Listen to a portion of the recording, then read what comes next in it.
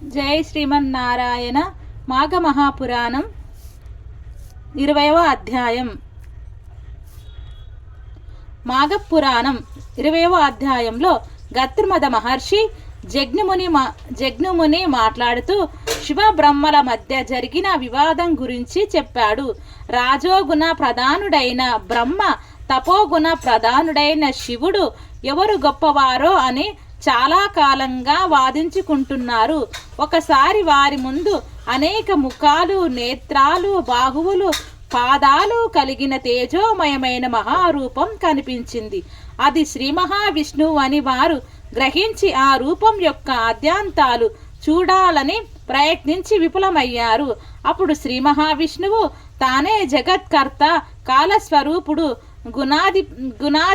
గుణాధికుడు, గురువు, రక్షకుడు, సర్వేశ్వరుడు అని వివరించి వారి వివాదానికి కారణమైన గుణాల ప్రభావం గురించి చెప్పాడు. తాము ముగ్గురు ఒకే తత్వం నుండి వచ్చిన వారమని, బ్రహ్మ సృష్టికర్త, తాను పోషకాలు, శివుడు లయకర్త అని వివరించాడు. బ్రహ్మను స్వతంత్రుడు, సర్వ ప్రాణుల సృష్టికర్త, దేవతలకు ప్రభువు అని కీర్తించాడు.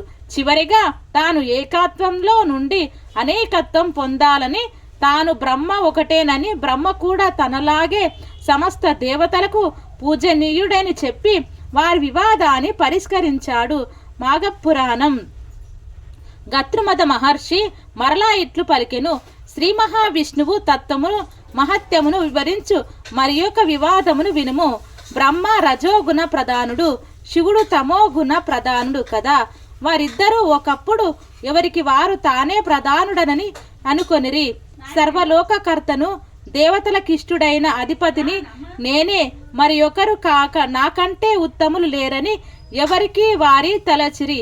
కొంతకాలం గడిచినను వారి వివాదం ఆగలేదు. కాలము గడుచుచున్నది, వివాదం పెరుగుచూనే ఉన్నది.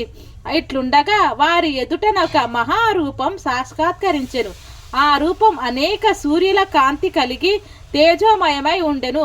అనేకములైన ముఖములు, నేత్రములు, బాహువులు, పాదములు కలిగి సర్వవ్యాప్తమై తనకు తానుగా జన్మించి సర్వతో వ్యాప్తమై ఉండెను.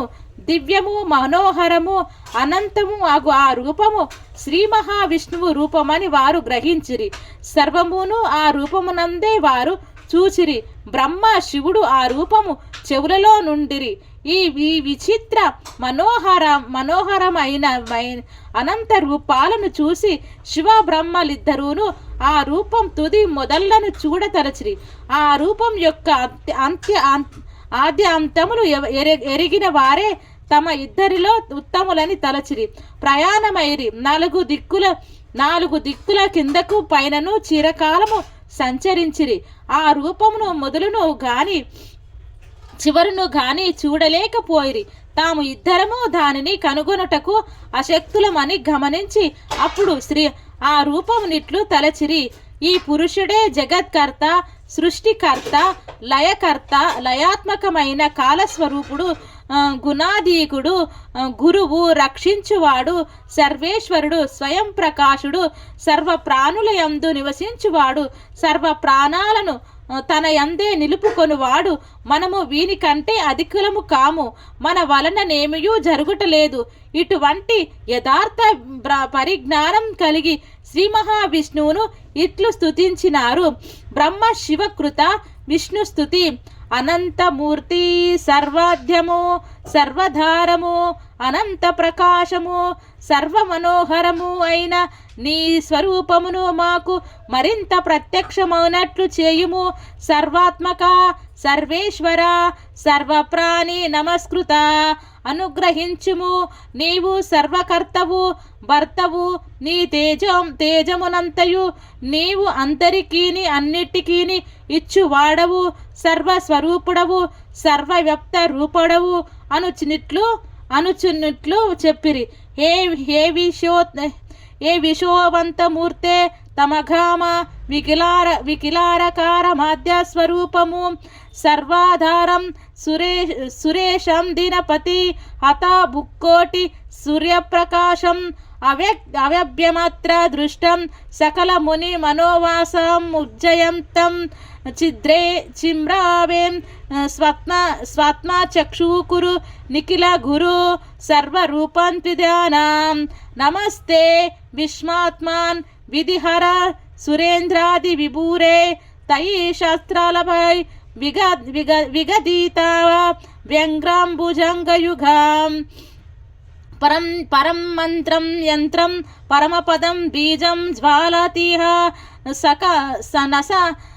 ససాకృత్య రూప్యం వ్రజాతి దేవదేవీశ సతతం త్రిలోకకర్త వివదస్య వర్త హరే మహాద్రూపమనేక తేజః గురుర్గుణం నరదోరహవారం మహార్ణవం భూపల యస్మభార త్రిదేవ దేవాసుర రాజయష్ట విశ్చేష్ట తృష్ట త్రిదేవి వినిష్ట దృష్టా మృత్యుస్యద్య మిరాశు పానీహ సురాసురానమఖిలేశ్వరేశ్వరం లక్ష్మీపతిం స్వంతు సుగుహ్య గోప్త గుహాశయాః పంకజ పద్మనేత్ర త్వం పంచ వక్షక్ష చతుర్భుంకక్ష చరాచరేషే భగవన్నమస్తే సృష్టించ విశాలం సృజసి త్వమేవ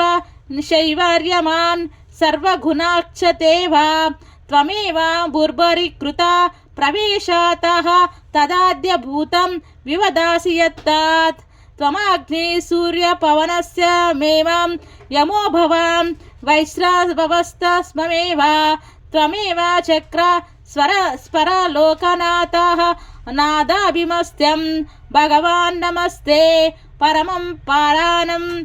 పరమం పవిత్రం పురాణకర్తారమాం తమాశ్రయం త్వం మేధమేహం కవయః సుబుద్ధ్యం నమస్తుతే పన్నగవైరి కేతో వేదాక్షో దిగంతరాళాం యుష్టారుసుర సానమాపి త్వమేవ కర్మణ్యానంతాని సుఖప్రదాని రుదక్షవాదో నిగమక్షర్ సర్వే నదీషు గంగ హిమాయన్ నగేషు మృగేషు సింహో భుజగోత్సమాం రత్నేషు వజ్రం జలం జ్యేష్ఠు చంద్రః క్షీరోదం చపి యదాత్తతత్వమాం అహం ప్రభుం స్వతారం ప్రభుక్చ సంస్పర్తమానో బహువర్ణనాం తస్మదాదావిం హరిహర్తుం మేవం స్వయం ప్రభుస్వాం కరుణైకరాసి తేనాత్ర తే దర్శన బుద్ధి రసీత్ కృపాలో భగవన్నమస్తే తూష్ణం జగతాం మహాస్య రూపం భూత్వా పునః స్వచ్ఛ పునః ప్రసీద. ఇట్లు శివుడు బ్రహ్మ చేసిన స్తుతిని విని శ్రీ మహావిష్ణువు ప్రసన్నుడై సహజమైన సౌమ్య స్వరూపంతో వారికి ఇట్లా నేను మహేశ్వరులారా, మీరిద్దరూను చిరకాలము వివాదపడుచున్నటచే మీ వివాదమును నిలుపుటకై నేను ఈ విరాట రూపమును ప్రదర్శించితిని. మీరును నా విరాట రూపమును గమనించ నశక్తులై మానసిక వికారం విడిచి ప్రశాంత బుద్ధిలై నన్ను స్తుతించిరి. మీ వివాదములకు కారణమును నేనెరుగుదును. ఆ వివాదం ఎవరూనూ పరిష్కరింపలేరు. సత్వ రజస్తమో గుణాదులు ప్రకృతి వలన కలిగినవి. ఆ గుణాలకు లోబడిన వారికి యథార్థం తెలియదు. సత్వగుణము నిర్మలము, స్వయం ప్రకాశము, అనామయము, సుఖ సంగమముచే దేహిని బంధించును. పరమేశ్వరాశక్తికి కలిగించును. రజోగుణము రాగాత్మకమై ఆసక్తిచే ప్రబలమగును. జీవికి కర్మాసక్తిని కలిగించుచు అనగా పరమాత్మ స్వరూప జ్ఞానమును కప్పి ఇహలోకమునకు చెందిన ప్రయోజనములను కలిగించు పనుల యందు ప్రవర్తింపజేయును. తమో గుణము అజ్ఞానముచే కలుగును. ఇది జ్ఞానమును పోగొట్టి మోహమును పెంచును. దీనిచే పరమాత్మ జ్ఞాన ప్రయత్నం వెనుకబడును.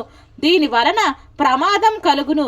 ప్రమాదం అనగా చేయవలసిన దానిని మరచుట, ఆలస్యం అనగా చేయవలసిన కార్యం తెలిసినను శ్రద్ధ సరిగా లేక పోవుట, శ్రద్ధ లోపముచే కార్యనిర్వహణ శక్తి లేక పోవుట జరుగును. నిద్రాయానం నీ అజ్ఞానముచే చేయవలసిన దానిని వీడి నిద్రించుట కావున ప్రమదాలస్య నిద్రలు తమోగుణ జీవితములు. జీవగుణ త్రయం భక్తుడు కాక పరమాత్మ చింతన చేసిన మంచిది. నేను దీనిని పొందితిని, దీని పొందగలను, నేను చెయ్యగలను, నాకెవరూనూ సాటి ఇట్టి బుద్ధి ఆలోచన రజస్తమో గుణులు ప్రభావము.